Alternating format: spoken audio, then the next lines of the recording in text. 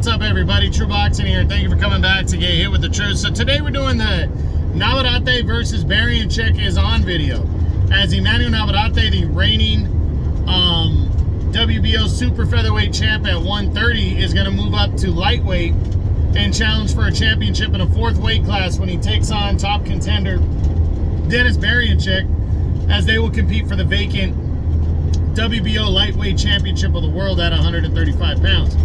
That fight takes place Saturday, May 18th in the main event of an ESPN card. Now, before we get into that, if you could smash the like button, leave a comment, or subscribe to the channel, I really do appreciate any and all support that I can get as I continue to build my channel here.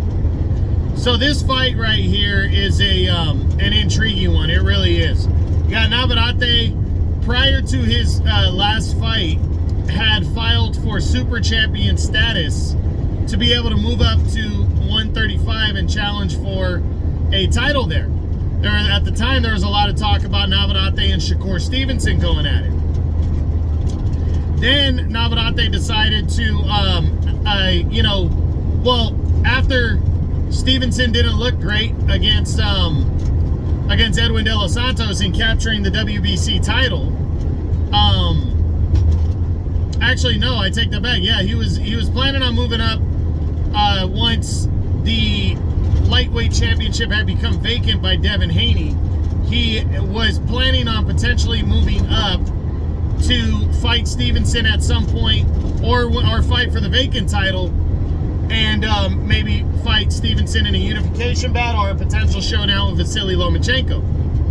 Then he would step in the ring with Robson Conceição and surprisingly barely escaped with his title by a draw. I think a lot of that had to do with him overlooking Conceição and also fighting him with very little time in between fights. He went in against Oscar Valdez in August of last year and threw over 1,000 punches and dominated Valdez. And I think he was tired from the Valdez fight, overtrained, and I think he was overlooking Conceição a little bit. And Conceição, being a good fighter, outworked him in that one, but Navarrete was still able to score a couple knockdowns and secure a draw where he retained his belt.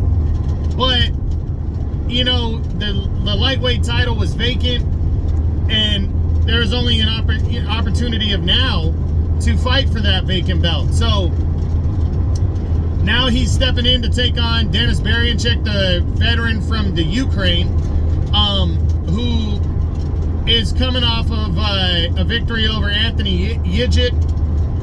He also defeated Yvan Mendy from France.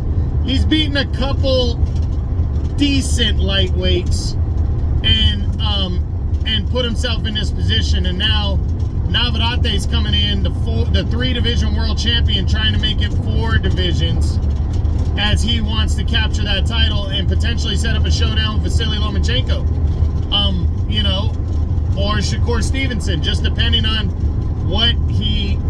if he can win.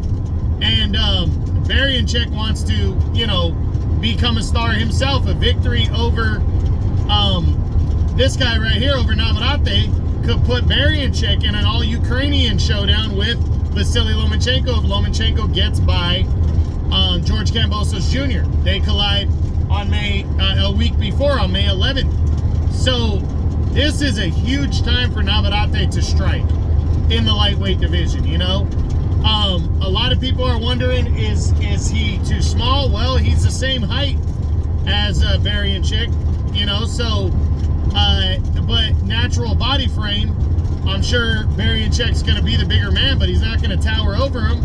We know Navarrete's always been a good size, he was a big super bantamweight, he's been a good size featherweight, and he's been effective at 130 as well.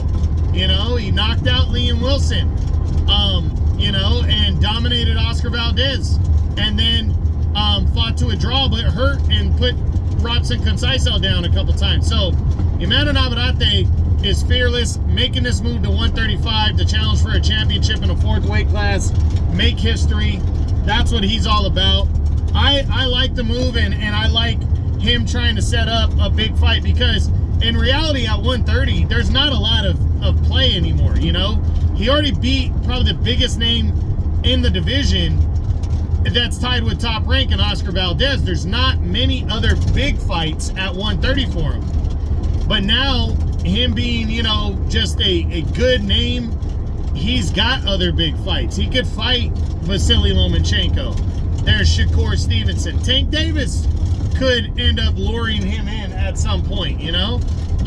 And Navarrette could have a big opportunity against all those guys, you know, and then some, if he can become a 4-division world champion. And it's making history. I mean, to become a 4-division world champion is not a thing that a big amount of people or boxers have ever done. So for him to be able to do it would be huge. And I think he's got a great opportunity here on Saturday, May 18th on ESPN. So, and Dennis Berinchyk has the opportunity to make a big name for himself and throw himself into the serious mix at lightweight and earn the big fights as well. So we're going to see what happens on May 18th on ESPN. But Navarrette versus Berinchyk is on for the vacant WBO Lightweight Championship of the World at 135 pounds. I hope you enjoyed the video. If you did, smash the like button, leave a comment, or subscribe to the channel. I appreciate any and all support. This is True Boxing. You've been hit with the truth.